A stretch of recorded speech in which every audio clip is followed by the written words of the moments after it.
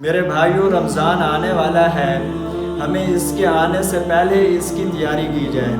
شعبان کا مہینہ اللہ تبارک و تعالی نے ہمیں اس لیے دیا ہے کہ اس میں ہم رمضان کی تیاری کریں۔ رمضان کی سب سے جو بڑی تیاری ہے وہ دلوں کو صاف کرنا ہے۔ ہمارے دلوں میں اگر کسی کا کینہ ہے، ہمارے دلوں میں اگر کسی کا بغض ہے، ہمارے دلوں میں اگر کسی کے لیے حسد ہے تو ہم اس کو صاف کر لیں۔ دیکھو میرے بھائیوں، جو جگہ صاف ہو، جو گھر صاف ہو تو وہ بہت اچھا لگتا ہے، اس میں ہر بندہ آنے کی کوشش کرتا ہے۔ جیسا کہ دیکھو ہم اپنے گھروں کو روزانہ 2 مرتبہ صاف کرتے ہیں، اگر 2 مرتبہ نہ کریں تو ایک بار ضرور ہی صاف کرتے ہیں۔ ایسے ہی دلوں کو صاف کرنا چاہیے رمضان آنے سے پہلے۔ اور رمضان کا استقبال، میرے بھائیوں دیکھو، اگر ہمارا کوئی خاص مہمان آ رہا ہو تو اس کے آنے سے پہلے ہم اس کا استقبال کرتے ہیں۔ اس کے آنے سے پہلے ہم سوچتے ہیں کہ اس کو کس جگہ پر بٹھانا ہے، اور جس جگہ پر بٹھانا ہو تو اس جگہ کو صاف کرتے ہیں۔ اور اس کے آنے سے پہلے ہم کھانے پینے کا اہتمام کرتے ہیں، کیونکہ وہ ہمارا خصوصی مہمان ہے۔ تو ایسے ہی رمضان ہمارا خصوصی مہمان ہے۔ رمضان کا وہ بندہ اہتمام کرتا ہے جس کے دل میں اللہ کا خوف ہو، جو آخرت پر ایمان رکھتا ہو، اس کو پتہ ہے کہ رمضان کی کتنا اہتمام کرنا چاہیے اور رمضان کتنا خصوصی ہے۔ میرے بھائیوں، مہمان 2 طرح کے ہوتے ہیں، ایک مہمان احسان فراموش، دوسرا مہمان جس کے ساتھ تھوڑا سا بھی احسان کرو اس کا بدلہ ڈبل دیتا ہے۔ تو رمضان احسان فراموش نہیں ہے۔ میرے بھائیوں، اگر رمضان کا تھوڑا سا بھی احترام کرو، اگر رمضان کا تھوڑا سا بھی اکرام کرو، یہ بہت زیادہ نوازتا ہے۔ ہمیں اس کا پتہ اس لیے نہیں چلتا کہ رمضان ہمیں کیسے نواز رہا ہے، رمضان میں ہمیں رحمتیں مل رہی ہیں یا نہیں مل رہی۔ ہمیں اس لیے پتہ نہیں چلتا کہ ہمارے اندر اللہ کا خوف نہیں ہے، ہمارے اندر ایمان نہیں ہے۔ ہمارے اندر اگر آخرت کا ایمان ہوتا، ہمارے اندر اللہ کا خوف ہوتا تو ہمیں پتہ چلتا کہ رمضان ہمیں کیسا نواز رہا ہے۔ اس کا بدلہ تو ہمیں اللہ تبارک و تعالی آخرت میں دیں گے۔ میرے بھائیوں، ہم تو ایسے بچے کی طرح ہیں جیسے بچہ پیدا ہوتا ہے، اگر ادھر اس کے پاس اس کے ہمسائے اور اس کے رشتہ دار آتے ہیں، کچھ رشتہ دار اس کو 5000 کا نوٹ پکڑا دیتے ہیں، بچہ اس سے خوش نہیں ہوتا۔ اگر کوئی رشتہ دار اسے جھنجھنا پکڑا دے یا اسے کھانے پینے کی کوئی چیز یا ٹافی وغیرہ دے دے، بچہ اس سے خوش ہوتا ہے۔ کیوں؟ بچہ اس لیے خوش ہوتا ہے کہ اس کو پتہ ہے اگر اس نے ٹافی دی ہے تو میں نے اسے کھانا ہے، اگر جھنجھنا دیا ہے بچہ اسے بجاتا ہے، اس بچے کو پتہ ہے کہ یہ میرے لیے فائدہ ہے اور مجھے مزہ دے گا۔ حالانکہ جو بندہ 5000 کا نوٹ پکڑا رہا ہے اس سے کئی ہزار جھنجھنے آ جاتے ہیں۔ جو بندہ اس بچے کو 5000 کا نوٹ دے رہا ہے اس سے کئی ہزار ٹافیاں آ جاتی ہیں۔ ایسے ہی رمضان ہمیں ایسے 5000 کی طرح ہمیں گفٹ دیتا ہے، 5000 کی طرح ہمیں انعامات دیتا ہے، جن کا ہمیں فائدہ آخرت میں ہوگا، جن کا فائدہ ہمیں مرنے کے بعد ہوگا۔ میرے بھائیوں، جو بندے اس بچے کو 5000 دے رہے ہیں، اس 5000 کی قدر و قیمت زیادہ ہے۔ اب دیکھو اس بچے کے ہاں تو اس کی کوئی قدر و قیمت نہیں، اس میں 5000 کا کوئی قصور نہیں، بچے کا قصور ہے۔ ایسے ہی اگر رمضان کی ہمارے اندر قدر و قیمت نہیں ہے، اگر ہم رمضان کے تحفے تحائف کو اور گفٹ نہیں سمجھ رہے تو اس میں رمضان کی کوئی قصور نہیں ہے، یہ ہمارے اندر ہی نقص ہے۔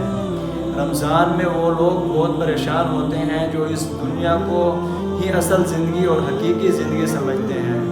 رمضان میں وہ لوگ خوش ہوتے ہیں جو اس زندگی کو حقیقی زندگی اور اصل زندگی نہیں سمجھتے۔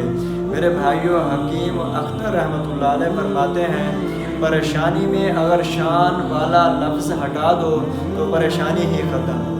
جیسا کہ ہم کہتے ہیں ہماری اتنا شان ہے، ہماری یہ شان ہے، ہم انسان ہیں، ہماری تو اتنا شان ہے کہ ہم روزے رکھیں نہ رکھیں۔ میرے بھائیوں، اگر ہم اپنی شان کو ختم کر دیں، ہم سوچیں کہ اللہ تبارک و تعالی نے جو حکم دے دیا ہے بس اس کو کرنا ہی کرنا ہے، تو ہمارے اندر پریشانی ختم ہو جائے گی۔ تو میرے بھائیوں دیکھو، اللہ تبارک و تعالیٰ کا احسان ہے کہ اللہ تبارک و تعالیٰ نے ایک مرتبہ پھر ہمیں اپنی زندگیوں میں رمضان دے دیا، اور رمضان کا مطلب ہے جلانا۔ اور بڑی بات یہ ہے کہ اللہ تبارک و تعالیٰ نے 11 مہینوں کے نام عربیوں سے لگوائے: محرم، صفر، ربیع الاول، ربیع الثانی، جمادی الاول، جمادی الثانی، رجب۔ جب شعبان کا وقت آیا، اللہ تبارک و تعالیٰ نے قرآن میں فرمایا شہر رمضان الذی، میرے بھائیو رمضان کا مہینہ رکھا اللہ تبارک و تعالیٰ نے ہے، اور رکھوایا عربوں سے ہے۔ باقی اور مہینوں 11 مہینوں کے مہینے اللہ تبارک و تعالیٰ نے خود نہیں رکھے بلکہ عربوں نے رکھے ہیں۔ تو میرے بھائیوں، رمضان کا مطلب ہے جلنا، اور رمضان اور روزے کا آپس میں کیا تعلق ہے؟ رمضان کا تو مطلب ہو گیا جلنا، اور روزے کا مطلب ہے روزہ جو ہم رکھتے ہیں اس کی بھوک سے ہمارے جو گناہ ہوتے ہیں وہ جلتے ہیں۔ ہم نے جو پیچھے گناہ کیے ہوتے ہیں اللہ تبارک و تعالیٰ ان کو جلا دیتے ہیں۔ ہم نے ایک روزہ رکھا، صبح سحری سے لے کر افطاری تک، ایسے سمجھو کہ جیسے ہم نے چولہا جلا کے کوئی چیز جلنے کے لیے اس کو ادھر رکھ دی ہے، ایسے ہی ہمارے گناہ جلتے جاتے ہیں افطاری تک۔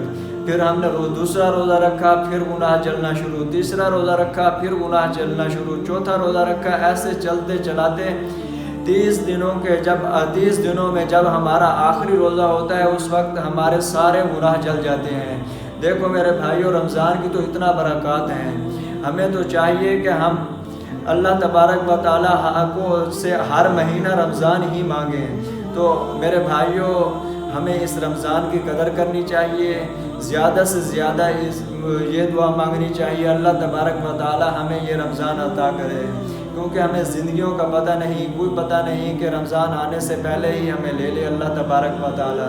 تو ہمیں چاہیے کہ اللہ سے مانگیں، یا اللہ یہ رمضان تو ہماری زندگیوں میں دے دے، اور جن کی زندگیوں میں یہ رمضان آ جائے تو وہ رمضان کا بہت زیادہ اہتمام کریں، ایسے اہتمام کریں جیسے ہم اپنے خصوصی مہمان کا اہتمام کرتے ہیں، جیسے ہم اپنے خصوصی رشتہ داروں اور خصوصی بھائیوں کا اہتمام کرتے ہیں، ایسے ہمیں رمضان کا اہتمام کرنا چاہیے۔ اور پھر دیکھیں رمضان کیسے نوازتا ہے، پھر دیکھیں رمضان ہماری اللہ تبارک و تعالیٰ سے کیسے سفارشیں کرتا ہے، پھر دیکھیں رمضان ہمیں کیسے گفٹ دیتا ہے، پھر دیکھیں رمضان ہمیں کیسے انعامات دیتا ہے، پھر دیکھیں ہماری زندگیوں میں کیسے رحمتیں ہوتی ہیں، پھر دیکھیں ہماری زندگیاں کیسے سکون کی ہوتی ہیں۔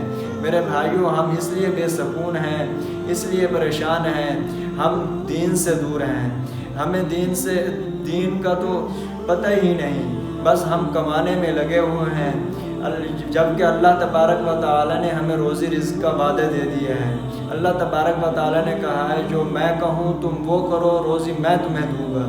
تو میرے بھائیوں، امید ہے کہ آپ اور میں رمضان میں اللہ تبارک و تعالیٰ کو راضی رکھیں گے۔ تو آخر دعوانا الحمدللہ۔